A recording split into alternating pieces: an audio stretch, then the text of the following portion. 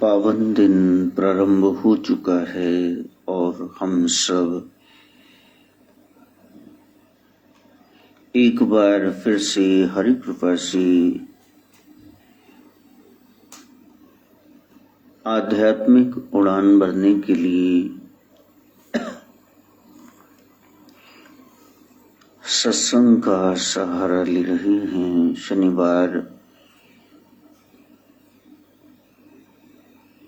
शनिदेव का दिन है और शनिदेव न्याय के देव हैं। जजमेंट देता है, इम्पार्शियल होता है, उसको कठोर रहना पड़ता है। शनिदेव कठोर हैं। जैसे नेमेसिस है द गॉडेस ऑफ जस्टिस,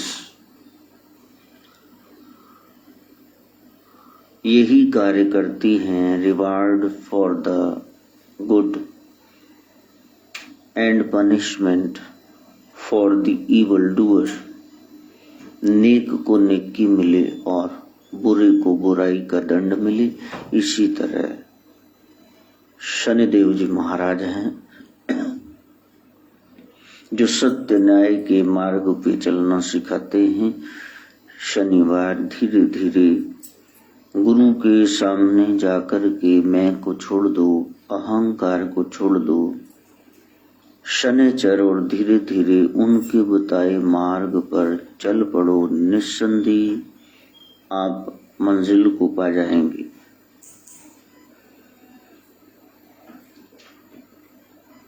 वैशाख शुक्ल पक्ष की 10वीं तिथि है और बेशाख होना इतने दिनों से चर्चा चल रही है। इधर उधर की ब्रांचेस समेट करके उल्टे कील की तरह उस ब्रह्म में लीन होने का प्रयास करना। 9 दरवाजे हैं, 10वां मन है। मन सुलझ जाए तो ये इंद्रियां चंचलता नहीं दिखा पाएंगी। उसके लिए गुरु का सानिध्य और सत्संग चाहिए, नाम जाप, सुमिरन और सेवा कार्य चाहिए। उत्तरी फाल्गुन 27 में से खास एक सितारा नक्षत्र है और उत्तर ऊपर वाले हिस्से को कहते हैं। हमारी बुद्धि रंगी जाए, बुद्धि की शरण में मन हो और मन फिर इंद्रियों को इधर उधर दौड़ने न दे। जग जाए, ज्योतिष रूप जानकर आत्मा रूप में प्रकट हो जाए। मन तो ज्योत स्वरूप है, अपना मूल पहचान। कन्या राशि में चंद्रमा का प्रवेश है, बता रहा है ये बुद्धि कन्या ही है, कुंवारी है। इसको उसमें लगाना है, ब्रह्म में, वरना ये मन आईना है। जो छवि सामने आई वही इसमें बस जाएगी। मरणासन देवव्रत पितामह भीष्म कहते हैं, हे प्रभु श्री कृष्ण, मेरी लड़की से आप शादी कर लो, विवाह कर लो। सब हैरान हैं, ये तो ब्रह्मचारी हैं, इनकी लड़की कौन है? कहा, निश्चल चित्ता ये बुद्धि मेरी बिटिया है, आज तक आप में लगा के रखी है। दे धरे का जो दंड था वो भोग लिया, जो पापियों के यहाँ से अन्न खाया था। रोम रोम से आपके कहने पर जो बाण छोड़े अर्जुन ने वो निकल गया, बह गया। अब सात्विकी बुद्धि है, कोई संशय नहीं है। आप इसको स्वीकार करो। उत्तरायण हो गई है यात्रा सूर्य की, अब आप मेरे को अपनी शरण में लो। इस तरह से वो ज्योति निकलती है और प्रभु में समा जाती है। हृदय में स्थान देते हैं, चरणों से उठाकर प्रभु शरणागत वत्सल हैं, दीन दयाल हैं। ये सारे संत कहते हैं, ये सारे वेद गाते हैं, ग्रंथ गाते हैं, न जाने कौन से कर्म पे दयानिधि रीझ जाते हैं। सत्कर्म करते रहना चाहिए, एक दिन मंजिल पर पहुंच जाएंगे, आनंद रूपी परमात्मा की प्राप्ति हो जाएगी। महावीर केवल्य ज्ञान आज के दिन हुआ। जैन धर्म में उसका महात्म्य है, वो भी हमारे नाथ संप्रदाय का ही अंग है। सब वंदनीय हैं, पूजनीय हैं। राजा राम मोहन राय जयंती है, कितने कितने बड़े विचारक आ गए इस भारत भूमि को विदेशियों के चंगुल से छुड़ाने के लिए। सबने योगदान दिया और ये योगदान बूंद से, एक एक बूंद से सागर बनता है। Little drops make an ocean.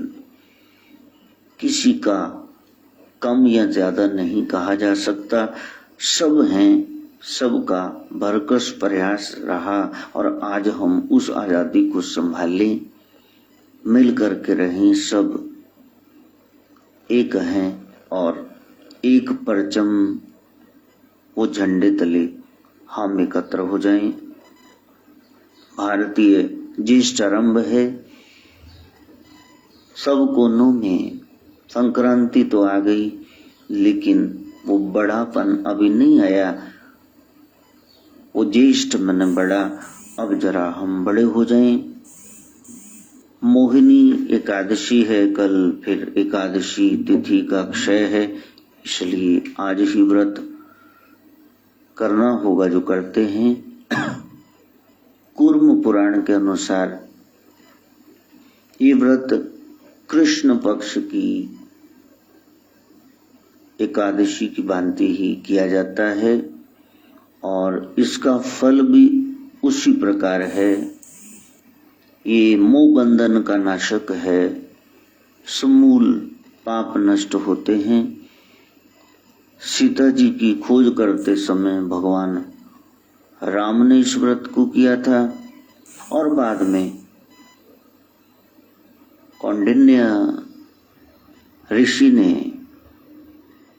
दृष्ट बुद्धि को बताया और उसने किया। श्री कृष्ण के कहने पर युधिष्ठिर ने किया। तप का, जाप का, तीर्थ का महात्म्य है यदि उसमें मन लग जाए। इस कथा से यही स्पष्ट होता है कि कुसंग जो है वो मनुष्य के पतन का कारण है। अच्छी संगत से ही उद्धार होगा। ये मोहिनी एकादशी साधु संघ की प्रेरणा देती है। प्राचीन काल में सरस्वती के तट पर भद्रावती नामक नगरी में राजा द्युतिमान थे। 5 पुत्र थे। सबसे छोटा दृष्ट बुद्धि, चाल चलन उसका अच्छा नहीं था, वैश्यागामी था, जो बुरा आप सोच सकते हो सब करता था। धन धान्य सम्मान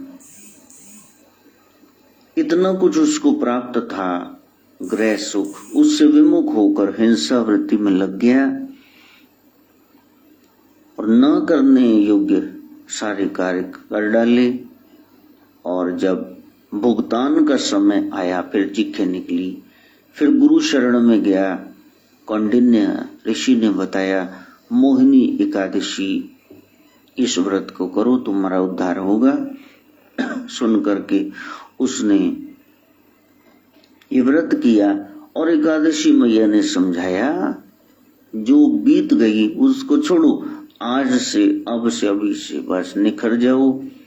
बिखरी चेतना को जो गोरक्ष बता रहे हैं एकत्र करो, समूल पर्सनैलिटी डेवलप करो, ऑलराउंड डेवलपमेंट ऑफ पर्सनैलिटी, वो सदगुरु के सत्संग से संभव है। और इस तरह से स्वर्ग तुल्य जीवन जी करके वाहवाही कमा करके लोग कह रहे हैं दुष्ट बुद्धि, अब दुष्ट नहीं रहा, संतों का सेवक हो गया है, सदमार्गी हो गया है। यहाँ सारे वैभव पहले ही थे, गवा दिए थे मूर्खता से, गुरु कृपा से पुण्य प्राप्त किए और वो गोलोक का, सचखंड का, अमरापुर का अधिकारी हुआ। जहां जागे वहीं सोए रहा। ये साधना काल है, इसमें आप साधना करना। आधार हमने नाथ परंपरा को लिया है और लगता था कि एक आधे सत्संग में ही सब हो जाएगा, लेकिन वो विराट है, बोता कहिए बोता हुई। ज्यों ज्यों आप बताने लगेंगे फिर और गहराई है, फिर और गहराई है। और फिर एक बार शुरुआत हुई, कथा कभी समाप्त नहीं हो सकती। जीवन में आप कह सकते हैं इसका अंत है। सुख आया, दुख आया, आप कह सकते हैं पैसा आया, गरीबी आई, इसका अंत है। लेकिन सत्संग का कहीं अंत नहीं। वो विराम लेता है, पुनः पुनः जागृत हो जाता है। प्रभु कहते हैं, हे उद्धव तुम रहना, तुम भागवत मेरा वांग्मय स्वरूप बताना। मैंने नव योगेश्वरों को कहा है कि कलयुग की बागडोर आप संभालना। वो नवनाथ यहाँ रहेंगे और भागवत चर्चा, भगवान की कथा निरंतर प्रवाहित करते रहेंगे। मैं तुमको साथ में नहीं ले जा सकता। ऐसा हो सकता है किसी काल में भगवान भगवंत अवतार नजर न आए, लेकिन मेरे नित्य अवतार, मेरे संत प्यारे, ऐसा नहीं हो सकता किसी काल में संत न हो। सच्चे संत विद्यमान रहते हैं आकाश की तरह, सदा उनकी कृपा मिलती है। उनको रिझा लिया तो उस जीव ने मुझको पा लिया। जगन्नाथ प्रभु यही बता रहे हैं, भोलेनाथ भी यही कह रहे हैं, हे पार्वती गुरु साक्षात परम ब्रह्म तस्मै श्री गुरुवे नमः। जहां से ज्ञान मिले वो ज्ञान ही आपका गुरु है। सच्ची अच्छी बात विश्व कल्याण की, लोक कल्याण की, वही आपका गुरु है। पापाचार बताने वाला वो गुरु नहीं हो सकता, वो गुरु तत्व नहीं है। उमा राम गुण गुड़, वो गुड़ रहस्य है, उसको रघुनाथ जी बता रहे हैं, राम प्रभु करके जगन्नाथ जी बता रहे हैं। भगवान कृष्ण गीता में वही सार तत्व है, आदिकाल से भैरव तंत्र में भोलेनाथ बता रहे हैं और अपनी अनेक अनेक ग्रंथों में, किताबों में सदगुरु गोरक्षनाथ बता रहे हैं। मोस्टली उनकी 20 किताबें ऐसी जहां अपनी यात्राओं के बारे में प्रभु बता रहे, वहां ये हो रहा था, ये अनाचार था, ये ढंग चल रहा था पूजा का। जैसे सदगुरु नानक ने 4 उदासियां की, जगह जगह पर जाकर के लोगों को सच्ची भक्ति, वो राह बताया गुरमत का। इसी तरह से सदगुरु गोरक्षनाथ ने उत्तर भारत में और उस लिहाज से शंकराचार्य से मिलकर के दक्षिण भारत में, वो कश्मीर से कन्याकुमारी तक देश विदेश में ये नाथ परंपरा का प्रचार प्रसार किया। और समय समय पर प्रभु आते हैं, देख नहीं पाते लोग, वही तत्व है, शिव तत्व जो प्रकट है, वही नाथ परंपरा है। और यदि लिहाज से देखें, इतने ज्यादा साधु संत कलयुग के और द्वापर में सरकार कृष्ण जी महाराज, और फिर त्रेता में राम, फिर आदिकाल में तो आदिनाथ ही हैं। परिवार में दादा है, पिता है, माता है और बेटा बेटी है और पोता पोती है, नाती नातिन है। आप सोच करके देखो, जब बड़े की बात करोगे तो बड़ा कौन, वो तो दादाजी ही हैं। शिव दादा है, शिव गोरक्ष बाबा है और वो ग्रैंडफादर वो गॉड फादर, उसकी शरण में हमको जाना है। सब वंदनीय है, कोई छोटा बड़ा नहीं है, लेकिन जब सच में आप कुछ जानना मेरे से चाहते हैं, जो भद्रकाली महाकाली ने, शमशान निवासिनी ने, गुरु तत्व ने, अनामीनाथ जी महाराज ने, साधु राम जंगम ने और राम जी पंडित जी महाराज ने जो बताया, गुरुजनों ने जो अनुभव किया, वो तो सबसे ऊपर सिंहासन ओंकार का ही है। सदगुरु नानक करे एक ओंकार, वही omnipresent, omniscient, omnipotent है। सर्वशक्तिमान की शरण में जाएंगे। जो सुख किसी देश काल या परिस्थिति से संबंधित है, वो कर्म योग नहीं है, वो कर्म भोग का परिणाम है। आपको कुछ मिल गया, आपको कुछ हालात मिल गए, आपको कोई अवकाश मिल गया, वो देश स्थान, आप किसी 5 स्टार होटल में रुके, आपने 2 रातें वहां बिताई, आपने खूब खाया पिया, तो ये कर्म योग नहीं है, ये कर्म भोग है। आपके पास पैसा था या किसी से बनती थी, वो ले गया वहां से, आप अपने बल से गए, या उसके जो आपके प्रारब्ध में था उस लिहाज से, उस देश में, काल में, परिस्थिति में आप गए, आपने अच्छा खाया पिया, एंजॉय किया। तो ये शारीरिक इंद्रिय सुख है, इसको हम कर्म भोग तो कह सकते हैं, ये कर्म योग नहीं है जो सदगुरुनाथ श्री नाथ जी बता रहे हैं। कई सुख इंद्रियों से तो परे हैं, किंतु मन और अहंकार उनसे परे नहीं है। वो सुख ऐसा है जिससे बुद्धि को उधर्वगामी होने का मौका नहीं मिला। वो अधोमुखी है, अभी कुंडलनी जागृत नहीं हुई, अभी नीचे कोई मुंह है, अभी देखना है, कुछ सुनना है, खाना है, सूंघना है, स्पर्श पाना है, कुछ करना है, हाथों से कहीं जाना है।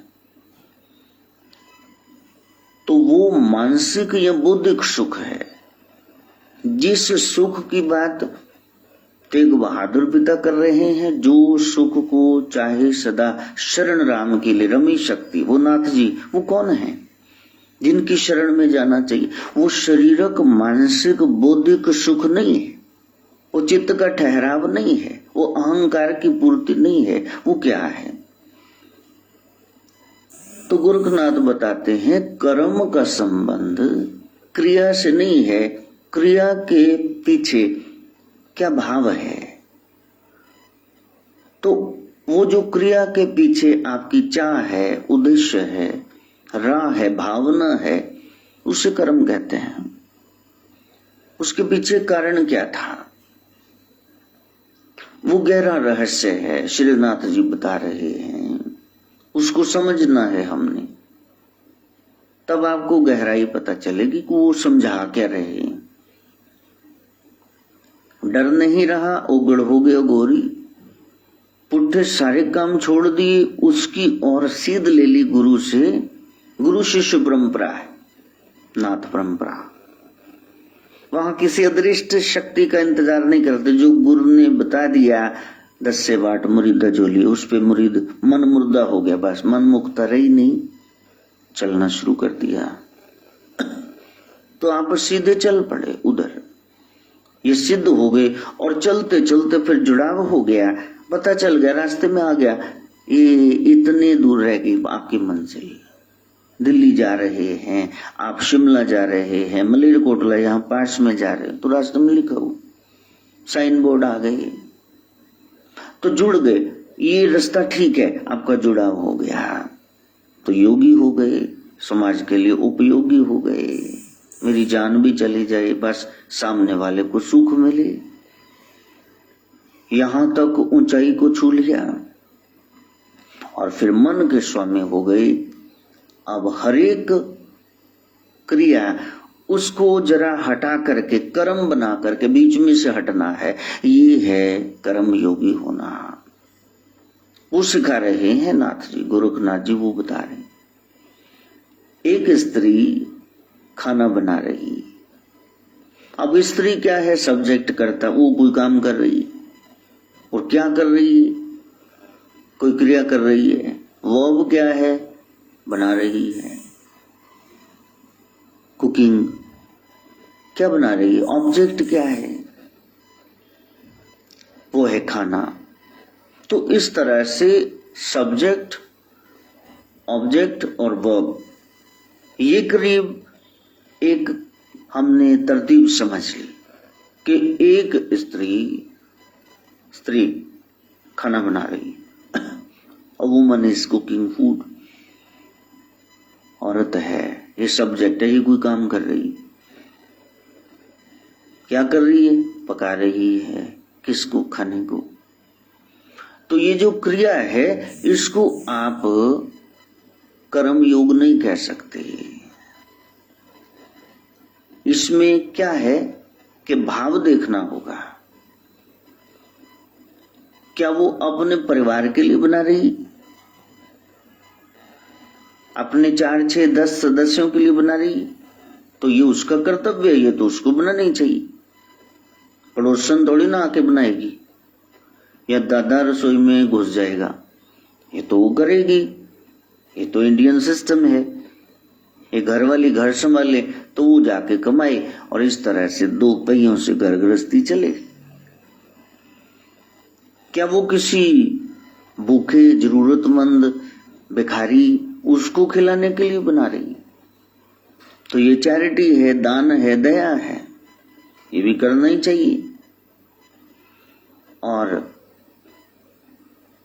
क्या वो रोटी में विष मिलाकर सब्जी में किसी को मारने के लिए ये सब कर रही है?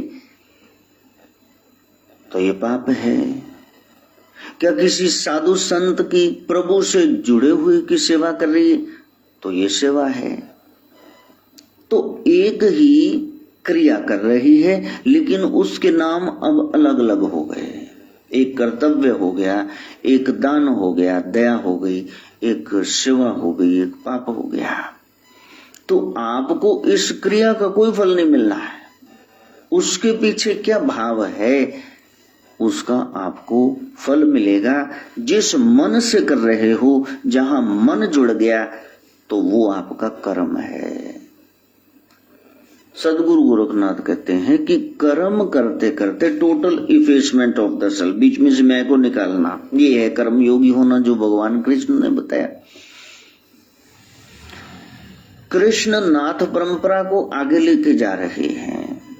वहां पहले अध्याय में बताता जा रहा है, अर्जुन मेरे को ये डाउट है, मैं क्यों मारूं इनको, ये तो मेरे सगे हैं, युद्ध से क्या फायदा होगा, वर्ण शंकर हो जाएगा, पता नहीं क्या क्या बोल। भगवान कहते उगल ले जितना जहर है भीतर, बोल, सब बोल दे। केस हिस्ट्री तेरी स्टडी कर लूं, बाद में बोलेंगे। और बाद में प्रभु बोलना शुरू करते हैं। तो कर्म मार्ग है, भक्ति मार्ग है, ज्ञान मार्ग है, और उसके बाद वो राजयोग के बारे में बताते हैं। सबका मिश्रण करना क्या चाहिए। असल में मेरी राय क्या है, वही गोरखनाथ की राय। गहराई से देखोगे तो सारे संत एक ही बात को दोहरा रहे हैं। तो रोटी बनाना अपने आप में कोई फल नहीं है, इसके पीछे जो विभिन्न आपके भाव हैं वो कर्म हैं, और उस कर्म के भाव के अनुसार आपको फल मिलेगा। Otherwise it is just an activity, ये तो सिर्फ एक क्रिया है।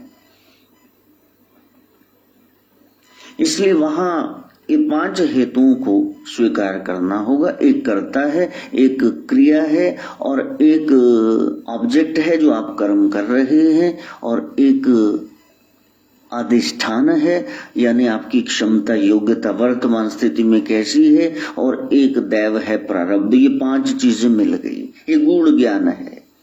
और यदि वो समझने लग गए तो वहां छलांगे मारना, फलाने देवता का जन्म हो गया, अच्छी बात है, फलानी देवी का हो गया, ये बहुत अच्छी बात है भाई, वो तो आए, उन्होंने बहुत अच्छा किया, आज उनके मंदिर बन गए, हम उनकी पूजा कर रहे हैं, लेकिन तुमने कब भगवत्ता को प्राप्त करना। वो तो हो गए जो कर गए, बहुत अच्छा कर गए, कि वो तो जी अवतार थे, तो तुम बेकार हो। गोरखनाथ कहते तुम्हारे होने का भी एक मकसद है, उसको प्राप्त करो। कि सामने न पूजा करते रहो, उनके गुणों को धारण करो। वो शिव, वो राम, वो कृष्ण, वो तुम में है। Right action man RM Ram, उस राइट एक्शन को करो।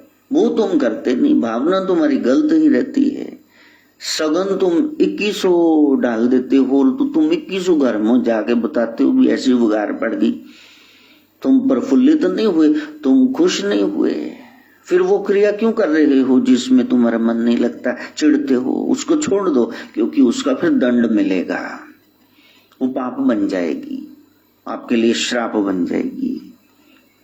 भाव का भूखा हूं मैं, भाव क्या है? भावना बन जाएगी। बस वो भावना ऐसी बन गई तो फिर मच्छर भी काटेगा, तो फिर आप उसको ऐसे करके गालियां देते हुए नहीं कि मेरे शरीर पर कुछ हो रहा है, उस सिलसिले में वो मर गया तो अलग बात है, वरना ये नहीं वो तेरी कह के आप गाली निकाल दो तो फिर ये हाँ तो तुम्हारा कर्म बिगड़ गया। वहां तक सोची आ जाएगी। गुरुमुख ये कर्म जन्म स्वार दरगाह चाहिए, दरगाह में जाना, जवाब देना है। वहां बुद्धिजीवी हो, क्या कर रहे थे दरादाम? तो आपके पास जो साधन मौजूद हैं वो सब अतीत का परिणाम है, वो प्रारब्ध से मिला है और बड़ी लंबी यात्रा है जहां तक आपने पहुंचना है।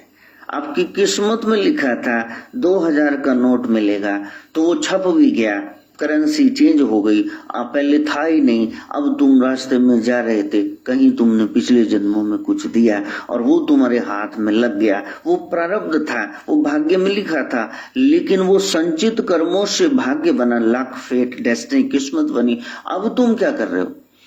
अब उसका क्या कर रहे हो? 2000 का पौवा खरीद रहे हो, या घर का राशन बच्चों के लिए किसी गरीब को दान दे रहे हो, बीच में से 200 रुपया क्या कर रहे हो?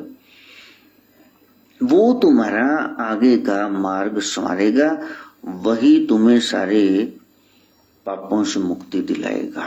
जहां तक हो गया ठीक है, तब अंधे थे, नहीं पता था, अब तो पता चल गया ना कि जितना भी मिल रहा है वो कर्मों के लिहाज से मिल रहा है, तो कर्मों को संवारो, अच्छा सोचो, अच्छा बोलो, अच्छा करो, क्रियाएं ही न करते रहना। हाँ, काम वाली भाई आती है ना, तो वो लगी हुई है उसको धोने, पेंट में 2 रुमाल धो के रख दिए, टिश्यू था वो भी बीच में धो, देखा ही नहीं बीच में क्या। फाहावट, तनख्वाह हमको टाइम पे चाहिए, हमको 3 त्योहार और दशहरा वाली चाहिए, लेकिन हम ये भी नहीं देखें इसी जेब में क्या धुल गया। तो बस एक क्रिया हो रही। लेकिन जब हमने शीतू की, माधव की पजामी धोनी होती है, रुमाल जो उनकी नोजी साफ करते पोता पोती की, तो ऐसे करके देखते कई बार, ठीक है धुल गया, ब्रश फेरने की जरूरत तो नहीं, इतना कोरोना फैला हुआ है, बच्चों को कुछ हो ही ना जाए, तो उसमें मन लगना चाहिए। अनमन भाव से क्रियाएं ही होंगी, वहां कर्म नहीं, कर्मयोग नहीं हो सकते। नाथ जी कह रहे हैं मन के स्वामी हो तो थोड़ा करो, लेकिन करो मन से। बीच में मन नहीं है और तुमने पूरा महीना काम करके पैसा भी ले लिया है। हाँ, अभी डाकखाने में कोई झंडे वगैरह भेजने थे, शम्मे बाबू को भेजा, जाओ आप देख आओ, और वो डाकखाने वाले कह रहे यहाँ एड्रेस नहीं पूरा, पिन कोड नहीं, ले जाओ कल आना। अरे इतनी लंबी लाइन है, इतना डिस्टेंस बना के रखा है, अब बारी आई है तो वहां से पेन या मार कर दो, आपको पता तो है कि लोग आते हैं, उस साइड पे खड़े होके 2 लाइन लिख लेंगे, लेकिन उसके लिए फिर दूसरा गेड़ा लगा। देखो, तनख्वाह हम पूरी लेंगे सरकारी इदारे में काम करते हुए, लेकिन हम इतना सेवा भाव नहीं रखेंगे कि नहीं एड्रेस पूरा लिख के लिया करो, जाओ। लो, ये क्या हो रहा है बताओ जरा। तो जब नौकरियां नहीं मिलती हैं, फिर वो चाटा जा खिलार के शिव जी दे जाके ना जल चढ़ाना है, जहां ना ठाकर द्वारे जाना है, गुरुद्वारे जाना है, नंगे पैर जाना है, चलिए सुखने। और जो सत्ता मिल जाए तो फिर देखो सेवा क्या है, 0/100। तो फल इसका मिलना है, वो तो तुमको नौकरी कर रहे हो उसका मिलेगा ही, वो तो तुम्हारा वेतन है, दे वहां तपा रहे हो, लेकिन वहां कोई पुण्य नहीं कमा रहे हो।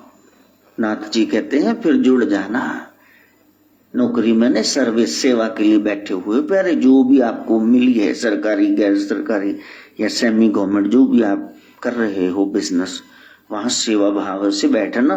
किसी से 100 कमाया है तो जरूरतमंद को 10 दे भी देना। कभी गहरा विषय है, इतनी सस्ते में ये नाथ चर्चा हो नहीं सकती। अब यही समझने में आपको इतना समय लग जाएगा कि क्रिया है कि कर्म है, और कर्म योगी हो या उससे निकल गए हो, कर्म के फल की तलाश है, तो फिर भी कर्म भोगी होगे ना। फिर अभी तो तुमको इसका रिवर्ट चाहिए, रिटर्न गिफ्ट चाहिए। तो यहां सतयुग, त्रेता, द्वापर, कलयुग, इस तरह से इन युगों की बेला आगे बढ़ी। कलयुग जिसकी 4,32,000 साल उम्र है, और फिर द्वापर उससे दुगना हो गया, 8,64,000 वर्ष का वो द्वापर। फिर 3 गुना त्रेता हो गया, 12,96,000 साल का वो हो गया, और फिर 4 गुना सतयुग का 17,28,000 वर्ष का वो। अब ये गणना याद रहेगी, मैं भी देख देख के बता रहा हूं।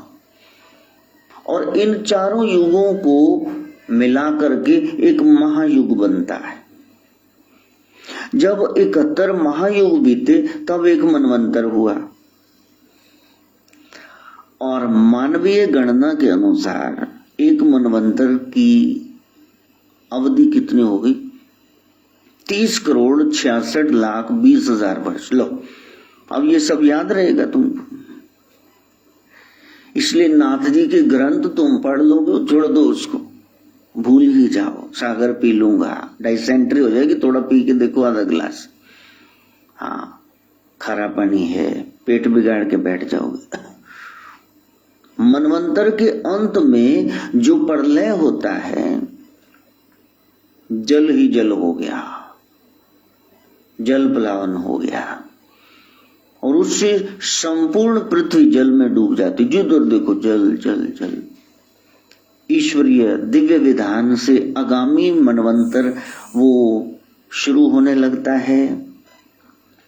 वहां फिर मनु बैठते हैं, फिर सप्तऋषि तारे सृष्टि के संपूर्ण बीज लेकर के नाव में सुरक्षित वो आगे बढ़ते हैं, और प्रभु उनकी सहायता करते हैं। वो मत्स्य अवतार वगैरह की कथा है। हालांकि सदगुरु गोरखनाथ ने कटाक्ष जगह जगह कस दिए और लोगों को कहा कि ज्ञान का मार्ग पकड़ो, ये सब ठीक है, लेकिन तुम इन बारीकियों में उलझना मत।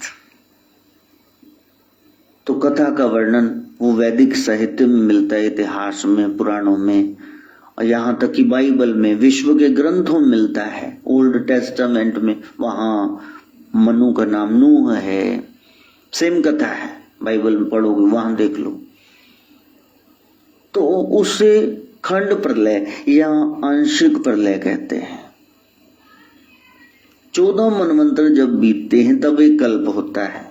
मेरा ख्याल अब तक याद हो ही गया होगा नाथ चर्चा। पता कितनी गहन है, ये टपूसियां मारने की बात नहीं है, इधर छलांग लगाई उधर छलांग लगाई। ये ज्ञान योग का मार्ग है, बैठना पड़ेगा टिक के, क्या बता रहे हैं वो। तो 14 मनवंतर जब बीतते हैं तब एक कल्प होता है, जो कि ब्रह्मा जी का एक दिन है। लो, वो ब्रह्मा जी का एक दिन है, हमारे सत्यनाथ जी का। तो दिन के अंत में जो होता है वो प्रलय है, और उतनी ही लंबी रात्रि होती है।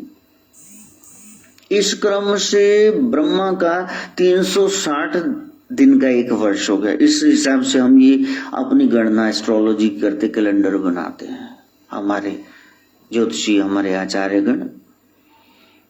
यानी 360 कल्प का ब्रह्मा जी का एक वर्ष हुआ, और इस वर्ष का जो एक एक वर्ष है, हम 100 मिलाएं तो ऐसे 100 साल की उनकी उम्र है ब्रह्मा जी की। लो, अब और कैसी है कितनी वो खुद ही हिसाब लगाओ, इतना मेरा मैथ अच्छा नहीं। 100 वर्ष के पश्चात सृष्टि का अंत होता है और उससे महाप्रलय कहते हैं, doomsday, death day, judgement day ईसाई भाई कहते हैं। तो इस सृष्टि का कितनी बार महाप्रलय हो गया कोई नहीं जानता उसको, और तुम भी जानने के लिए खोपड़ा न खपाना।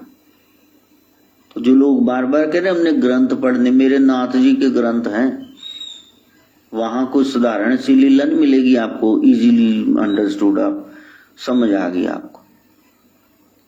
हम और आप जिस कल्प में रह रहे हैं इसका नाम वराह कल्प है, और इस कल्प के 6 मनवंतर बीत चुके हैं और 6 बार खंड प्रलय इसकी आ चुकी है।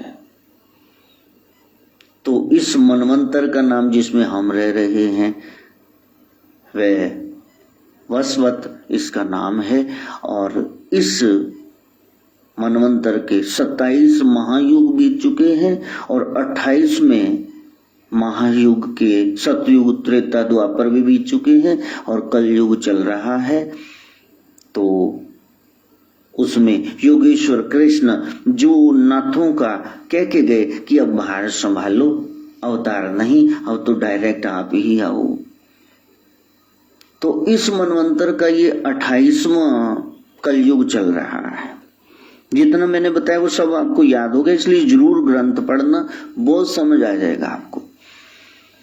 और भगवान कृष्ण को आए भी 5246 साल हो गए, 5246 साल तो योगेश्वर कृष्ण हो गए। अब भगवान जो कह रहे हैं बस वो समझना है, वही नाथ जी कह रहे हैं, क्योंकि नाथ जी से दीक्षित कृष्ण महाराज हैं द्वापर में। तो वो कह रहे हैं कि आप स्वधर्म का त्याग मत करो, स्वधर्म को अपनाओ, और वो धर्म क्या है उसको समझना। पर धर्म को, बाकी सारे धर्म को तुम छोड़ दो, तुम स्वधर्म को अपनाओ। अब किस धर्म को त्यागने की बात कह रहे हैं, वहां नाथ जी कुछ कह रहे हैं, वो दोनों सेम है, सारे संत सेम है, सभी सियाणे एक मत, मूर्ख मत अनेक, उसको समझना।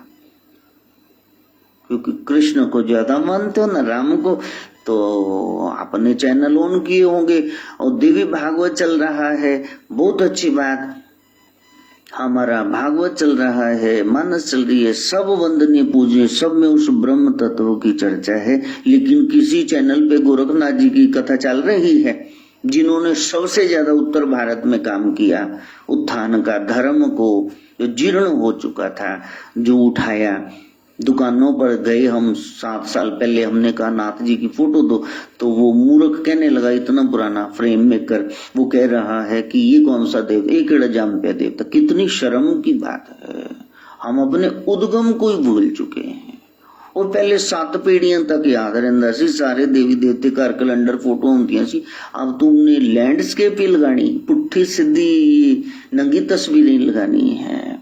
तुम नाथ परंपरा में वापस आओ, सबका वंदन करो, लेकिन अपने वो दादा को तो संभाल के रखो। हाँ, उनकी फोटो कहाँ है, उनकी फिलॉसफी कहाँ है, सब ये पर धर्मों ने उखाड़ के रख दिया। जहां से खतरा था ना, हाँ, लगे रहो, लगे रहो, लगे रहो, मंत्र में, यंत्र में, तंत्र में लगे रहो। जिथे बजंतर हुंदा सी फिर उत्थे कहंदे इन्हां पहले हटा दो साइड ते। हाँ, ऐसा षड्यंत्र किया डिवाइड एंड रूल का, वो सब कुछ पुट्ठा करके रख दिया। रेनेसां सनातन धर्म सोसाइटी, हम नाथ जी से ही प्रार्थना दिन रात कहते, प्रभु 9 नाथ हैं, 84 सिद्धे। आगे देखो रतन नाथ जी की कितनी आगे गद्दियां हो गई, सरकार अब बैठे हुए हैं, 30 तो वहां गद्दियां होगी। अब मैं किन किन के बारे में बताऊंगा प्रभु, इतनी सेवा ले लेना कि ये शरीर जाए, इससे पहले आपका एक ग्रंथ तो बांच लू, वो तो लोगों तक पहुंचा दू। 9 नाथ 84 से 2 तो है, 9 नाथ तो शिव रूपी ही है, 84 ते 9 93। वो इन्ने मेरे कुल साल थोड़ी है, 52 साल तक शरीर हो गया। डर लगता है कहीं अपने नाथ जी की चर्चा से पहले ये शरीर चला ना जाए। कीमती है, वो धरोहर है, वो ज्ञान है। एक सत्संग, वो कहते नाथ जी आपका एक सत्संग दूसरे से नहीं मिलता, मैं कैसे मिलाऊं, मेरे तो माला पहले बनी पड़ी। 108 भजन गोरख के और लिख दिए हैं, उनकी कृपा है। और मन में रहता जल्दी से मैं वो गा के आऊं, नाथ जी के बारे में और बता के आऊं। आज राम के बारे में, कृष्ण के बारे में, देवी के बारे में, भोलेनाथ के बारे में सब जानते, जानना ही चाहिए। सारे देवी 33 कोटि देवी देव हैं, लेकिन जिन्होंने इतना भरकस हर युग में प्रयास किया, जो साक्षात शिव ही हैं, वो कहाँ बैठे हुए हैं आज। कुछ तो हमें हिंदुओं को सोचना होगा, सत्य सनातन धर्मियों को सोचना होगा। जिन्होंने परिचय कराया रघुनाथ जी का, जगन्नाथ जी का, तो जिनके साथ सदगुरु नानक, सिद्ध गोचर पटनाथ, वो सब बैठे, पंगरनाथ, वो सब गोरखनाथ, मच्छिंद्रनाथ चर्चा कर रहे हैं, तो वो चर्चाएं कहाँ हैं आज। वो भी तो बीच में आना चाहिए ना। कितने गूढ़ रहस्य हैं, ज्ञानी बैठे हैं और ज्ञानी ब्रह्म ज्ञानी बैठे हुए हैं, और सदगुरु नानक से सवाल करते हैं सिद्ध, और नानक जवाब दे रहे। वो तो प्रसंग कहीं छेड़ दो, फिर पता चलेगा कि सदगुरु नानक गुरुवाणी गुरु घर ने कितनी बार ये आदेश आदेश तिसे आदेश, आद नील अनाद अनाहत, जो जो वे को वे, जिसकी बात कर रहे हैं आज हम आदेश को ही भूल गए। गुड मॉर्निंग चल पड़ी है यहाँ पे, गुड इवनिंग चल पड़ी है, good day, have a nice day, बस ये भी करो, समय के साथ बहना चाहिए। लेकिन आदेश का अर्थ क्या है पता है? वो क्यों नहीं पता है, उसको जानो। वो है हमारी नाथ परंपरा। तो भगवान कह रहे हैं कि स्वधर्म, ये शरीर, इंद्रियों, मन, बुद्धि को, इसको तुमने अपना धर्म मान लिया है। ये मैं खा लूं, पहन लूं, वहां जाऊं, मन का रंजन हो जाए, ये मैं सीख लूं, बुद्धि की उधेड़ गुण, ये मेरा चित्त वहां लग जाए। लेकिन वो झूठी मैं पुगा रहे हैं, फॉल्स आइनेस, रियल आइनेस कहाँ है? वो है स्व का धर्म, यानी आत्मा का धर्म। आपका संबंध वर्तमान में इसी क्षण से लम्हे से होना चाहिए। स्व का धर्म यानी आत्मा का धर्म। स्व क्या है? सेल्फ क्या है? सेल्फियां लेते फिरते हो, लेकिन ये तुम नहीं हो। ये पहले शरीर नहीं था, आज है, कल नहीं रहेगा, लेकिन वो कहाँ है? स्व, ये सेल्फ क्या है?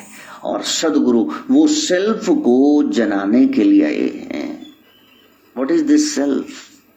हाँ, myself, ourself, yourself, itself, herself. हाँ, ये क्या है? हिमसेल्फ, देमसेल्व्स, ये सेल्फ क्या है? उसको जानना है। तो आपको नाथ जी की, नाथ परंपरा की शरण में आना ही होगा।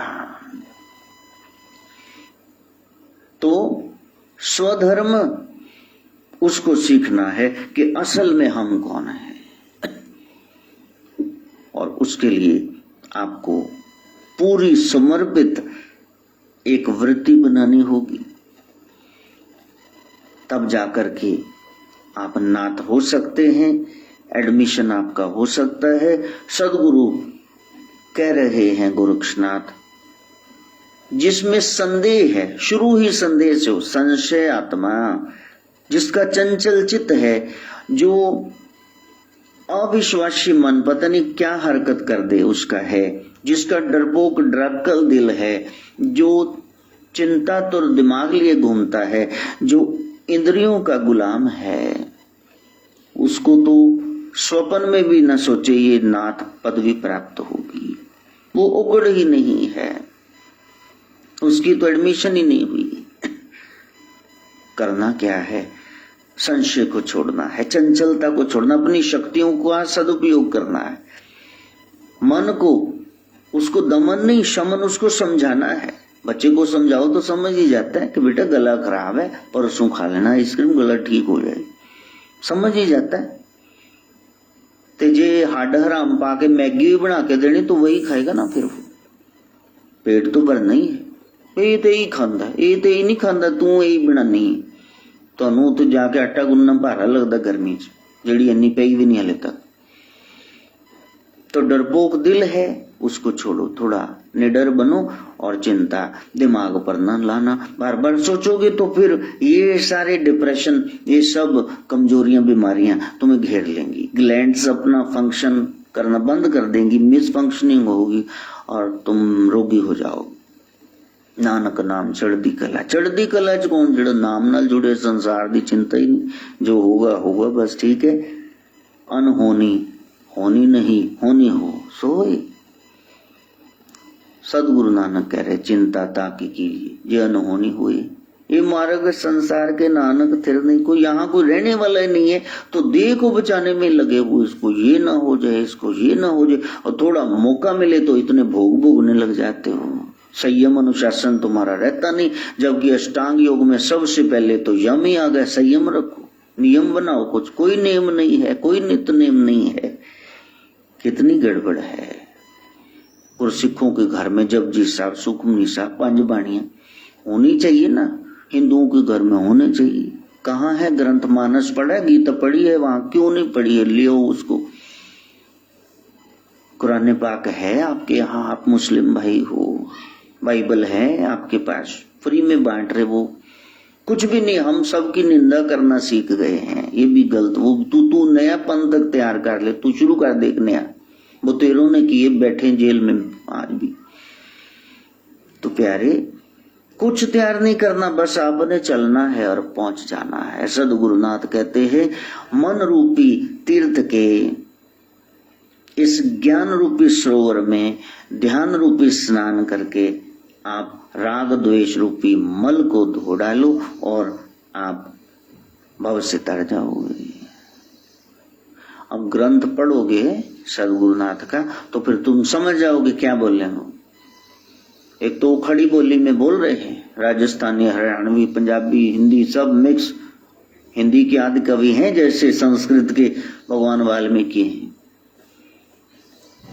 तो मन रूपी तीर्थ के ज्ञान रूपी सरोवर में ध्यान रूपी स्नान करके राग द्वेष रूपी मैल को धो दो और तब तरोगे।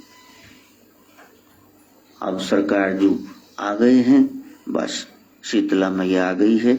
ओम भूर्भुवः स्वः तत्सवितुर्वरेण्यं भर्गो देवस्य धीमहि धियो यो नः प्रचोदयात्। स्वाहा। सर्वे भवन्तु सुखिनः, सर्वे सन्तु निरामयाः, सर्वे भद्राणि पश्यन्तु।